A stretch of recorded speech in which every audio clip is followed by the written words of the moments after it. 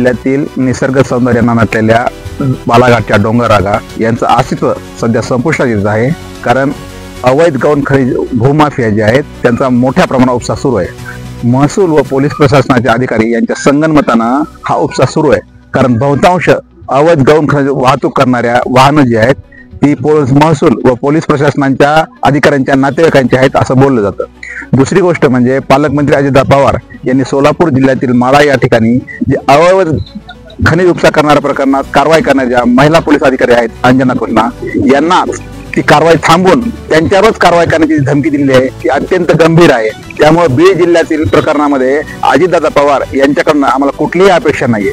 पर्यावरण व हवामान बदल मंत्री मान्य पंकजाताई मुंडे यांना आमची अशी विनंती आहे की बीड जिल्ह्यातील डोंगररांगा वाचवण्यासाठी व बीड जिल्हा उजाड होण्यापासून वाचवण्यासाठी त्यांनी पुढाकार घ्यावा आणि संबंधित प्रकरणामध्ये जे अवैध गौण खनिज माफिया जे आहेत त्यांच्यावर कारवाई करण्यात यावी अशी आमची मागणी.